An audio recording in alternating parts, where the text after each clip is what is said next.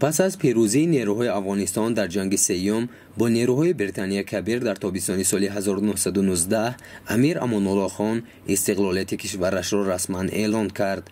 افغانستان از معدود کشورهایی است که کشور ابرقدرت بریتانیا را شکست داده و به استقلالیت دست یافت.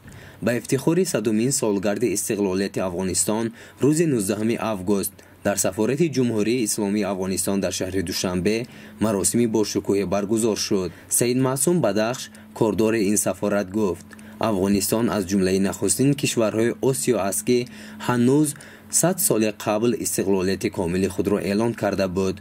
با گفته وی فعلا مردم آزادیخواه افغانستان برای پایان دادن به جنگ و دست یافتن به صلح سرتاسری در این کشور تلاش دارند. سفیران محترم، دیپلمات‌های محترم، شخصیت‌های محترم فرهنگی، هموطنان گرامی، خانم‌ها، آقایان، از اشتراک شما در جشن بزرگ مردم افغانستان 100مین سال روز استرداد استقلال افغانستان سپاسگزاری می‌کنم.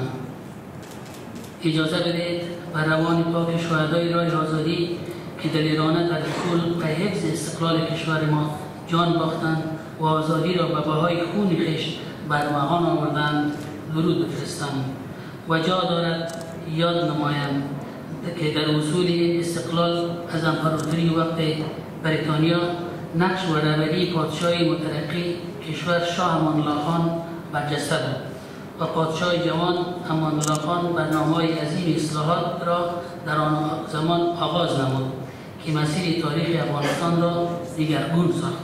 شاه امان الله باور داشت که به منظور حفظ استقلال واقعی افغانستان باید با کشورهای مترقی جهان همکاری داشته باشد.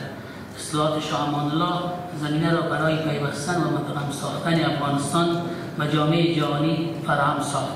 حضار گرامی، 100 سال بعد از استقلال با وجودی که متاسفانه تجاوز خارجی و جنگ‌های چند ساله تحمیلی مانع پیشرفت و ترقی افغانستان گردید، اما در پای مردی، مقاومت و اراده محکم مردم افغانستان هیچ خلل وارد نگردیده است.